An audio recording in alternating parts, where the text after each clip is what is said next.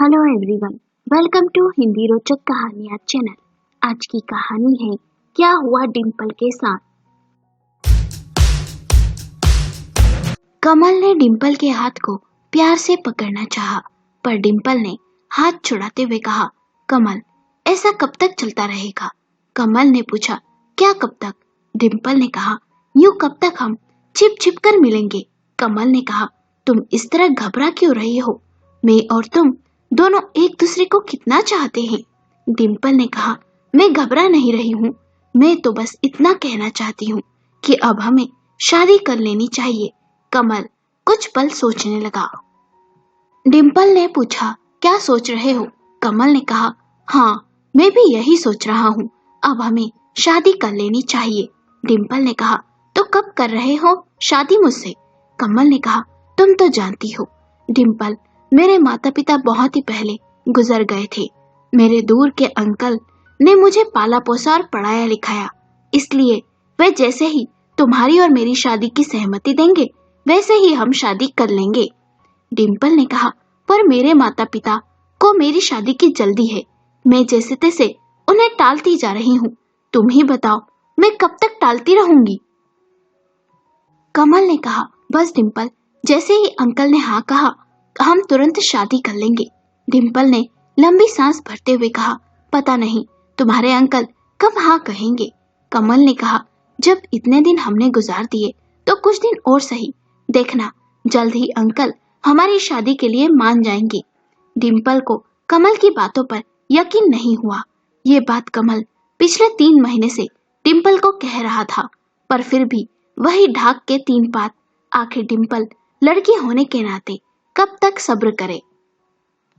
डिम्पल ने नाराजगी से कहा, मैंने तुम्हें बहुत चाहा, आज मैं तुमसे साफ साफ पूछ रही हूँ, तुम मुझसे शादी करोगे या नहीं। कमल ने कहा, मैं तुम्हें बहुत प्यार करता हूँ, पर तुम्हें भी मेरे हालात समझना होंगे। डिम्पल ने रुंधे स्वर में कहा, तुम एक लड़के हो और मैं एक लड़की, मुझ पर मेरे माता पिता बहुत दबाव बना रहे हैं, तुम नहीं समझोगे, मैं तुम्हारे फैसले का इंतजार करूंगी। यह कह डिम्पल नाराजगी से वहां से चली गई। कमल उसे जाते हुए देखता रहा।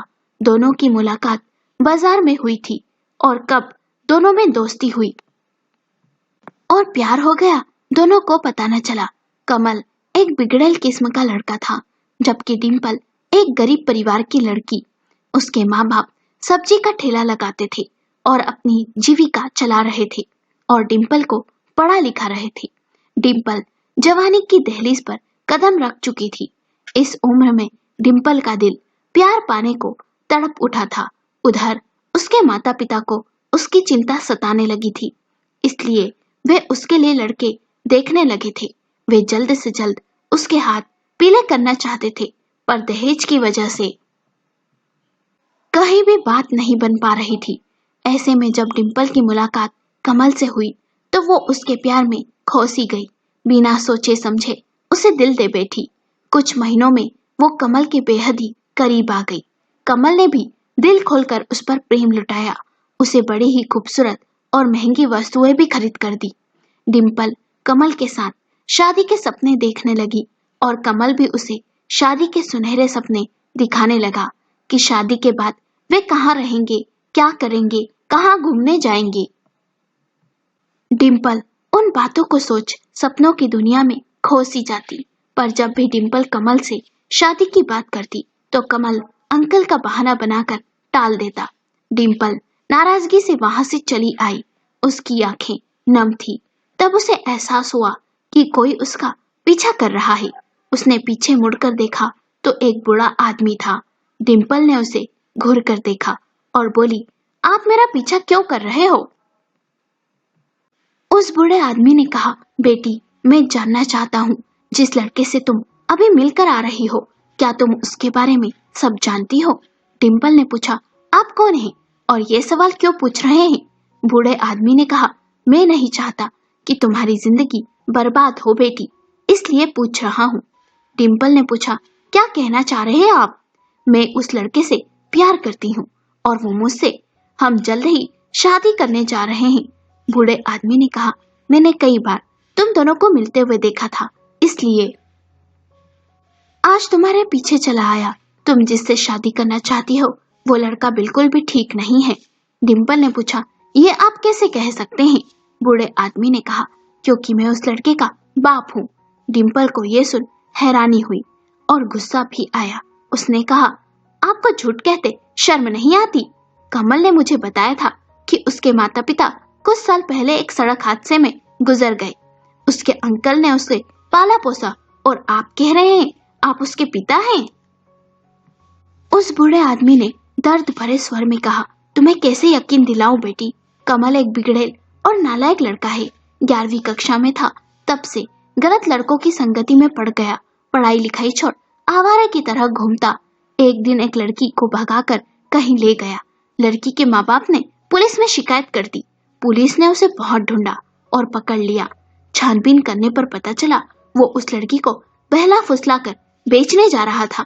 उसके बाद मैंने उसे घर से निकाल दिया और अपनी संपत्ति से भी बेदखल कर दिया। वो तुमसे शादी नहीं करेगा बल्कि तुम्हें भी धोखा देगा। बहुत से गैर कानूनी धंधे कर रुपया कमाता है वो तुमसे प्यार नहीं करता। उसका साथ छोड़ दे बेटी। डिम्पल को उस बूढ़े आदमी की बातों पर यकीन ही नहीं हुआ। उस बूढ़े आदमी ने कहा, कई बार मैंने तुम्हें उस नालायक के साथ देखा और बात करना चाहा पर मौका नहीं मिला। अब भी समय है बेटी, संभल जा। डिम्पल मन ही मन सोचने लगी, वो बूढ़ा आदमी झूठ कह रहा है। हम दोनों के बीच गलतफहमी पैदा कर रहा है। उस बूढ़े आदमी ने डिम्पल को बड़ी ही दुविधा में डाल दिया था। डिम्पल ने गुस्से से उस बूढ़े आदमी को कहा, आप झूठे हैं। मैं आप पर कैसे यकीन कर लूं? और मेरा कमल मुझसे सच्चा प्रेम करता है, समझे? इसलिए आगे से मेरा पीछा किया ना तो आपकी पुलिस में शिकायत कर दूंगी। डिम्पल गुस्से में वहां से चली गई। वो बूढ़ा आदमी उसे वहां खड़ा देखता रहा। कुछ दिन बाद डिम्पल जब कमल से मिलने गई तो कमल ने कहा, अंकल शादी के लिए नहीं मान रहे, इसलिए मैं सोच रहा हूँ क्यों ना हम भागकर शादी कर लें। ये सुन डिम्पल बहुत ही खुश हुई। दोनों ने भागकर मंदिर में शादी करने की योजना बनाई। डिम्पल ने योजना के मुताबिक घर से गहने चुरा लिए और रात के अंधेरे में घर से निकल गई। दोनों मुंबई जाने वाले थे और वहां जाकर शादी करके नई शुरुआत करने वाले थे। बस स्टॉप पर कमल डिम्पल का इंतजार कर रहा था।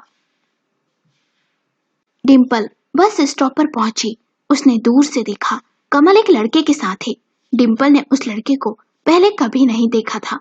वो सोचने लगी कि ये लड़का कमल के साथ क्या कर रहा है। डिम्पल ने देखा उस लड़के और कमल में बहस चल रही है। डिम्पल मुंह ढक कुछ दूर जाकर खड़े हो उन दोनों की बातें सुनने लगी। उस लड़के ने कमल से कहा, देख तुझे पहले भी समझाया था, चंदाबाई के रुपए लौटा दे जो तूने उधार दिए हैं, नहीं तो कोई अच्छी लड़की लेकर आ।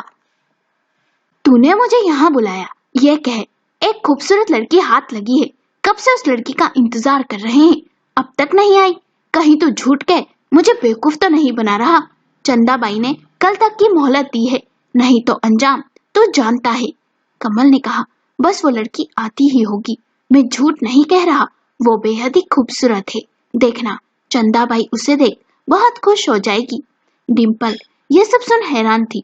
उसके होश उड़ गए थे कि उस बूढ़े ने झूठ नहीं कहा था। कमल अच्छा इंसान नहीं है, प्यार का नाटक कर रहा था। उस पर भरोसा कर उसने सही नहीं किया। कुछ देर सोचने समझने के बाद डिम्पल ने एक योजना बनाई और वो कमल के पास गई। कमल ने उस लड़के का नाम उमेश बताया और कहा वो उसका दोस्त है और मुंबई में रहने खाने का इंतजाम उसी ने ही किया है। वो वहां नौकरी करता है और हमें लेने आया है। डिम्पल बस में बैठ गई। उन दोनों के साथ सुबह वे तीनों मुंबई पहुंच गए। उमेश उन्हें एक खोली में ले गया जहां उन्होंने आराम किया। शाम को कमल ने डिम्पल से कहा कि हम एक होटल में खाना खाने चलते हैं, जल्दी से तैयार हो जाओ। डिम्पल जल्दी से तैयार हो गई। वे एक छोटे से होटल में गए जहां कमल ने एक औरत जो कि उमेश के साथ पहले से मौजूद थी, उस औरत का परिचय उमेश की बुआ चंदा के रूप में कराया। चंदा कमल से बार बार अपने घर चलने का आग्रह करने लगी। कमल ने डिम्पल से कहा, आज रात हम इनके घर रुक जाते हैं। डिम्पल और कमल चंदा के घर चले गए। घर के बाहर एक मसाज पार्लर का बोर्ड लगा हुआ था। कुछ देर बाद कमल डिम्पल के पास कमरे में दूध का एक गिलास लेकर आया और डिम्पल पर दूध पीने का दबाव बनाने लगा। कमल के कहने पर डिम्पल ने दूध पी लिया और सो गई। उसके सोते ही चंदाबाई कमरे में आई तो कमल ने उससे कहा, ये लड़की अब से यहीं रहेगी। मैंने जो कर्ज लिया था उसकी कीमत अब तुम इसके जिस्म से वसूलना। चंदाबाई ने कहा, ये लड़की बहुत ही खूबसूरत है, इसका ग्राहक अच्छे से अच्छा दाम देगा। तूने मेरा दिल खुश कर दिया, तेरा सारा कर्ज माफ। ये कह कमल वहां से जाने लगा। तभी अचानक से पुलिस वहां आ गई, जिसे देख कमल और चंदा के होश उड़ गए। तभी अचानक से डिम्पल उठ खड़ी हो गई और कमल से बोली, तुम्हें ही योजना बनाना आती है? मैंने बस स्टॉप पर उमेश और तुम्हारी बातें सुन ली थी और मैंने पुलिस को कॉल कर सब बातें बता दी। फिर पुलिस ने ये योजना बनाई जिससे तुम और तुम्हारे गिरोह को पकड़ सके। प्यार के जाल में फंसाकर भोली भाली लड़कियों को यहाँ बेचकर धंधा करवाते हो। तुम्हें शर्म नहीं आती? मैं जानती थी उस दूध में नींद की दवा मिली थी, इसलिए मैंने तुम्हें बहाने से बाहर भेज उस दूध को फेंक दिया था और कुछ देर बाद सोने का नाटक करने लगी। तुम्हारे पिता ने सही कहा था, तुम अच्छे इंसान नहीं हो, पर मैंने यकीन नहीं किया। चंदा के घर पर रेड पड़ी जहां से कई लड़कियां बरामद हुई। चंदा मसाज पार्लर की आड़ में धंधा करती थी। गरीब लड़कियों को अपने जाल में फंसाकर ब्लैकमेल कर उनसे ये काम करवाती थी। वे डिम्पल के साथ भी यही करने वाले थे। कमल, उमेश, चंदा और उसके साथियों को सजा हुई। डिम्पल अपने घर लौट आई। मन ही मन बेहद ही दुखी थी कि प्यार करने से पहले एक बार भी उसने कमल कौन है, क्या करता है, ये सब जानने की कोशिश नहीं की। आंख मूंदकर उसकी बातों पर विश्वास किया। काश प्यार करने से पहले उसने कमल के बारे में सब जान लिया होता।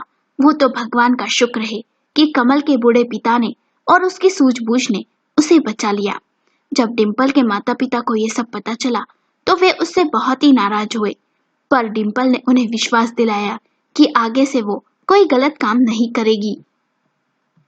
सुमित नाम का लड़का डिम्पल को देखने आया। उसने डिम्पल को पसंद कर लिया। उन्हें दहेज में कुछ नहीं चाहिए था। डिम्पल भी शादी के लिए राजी थी, पर उसने सुमित को शादी से पहले अपने अतीत कमल के बारे में सब सच बता दिया।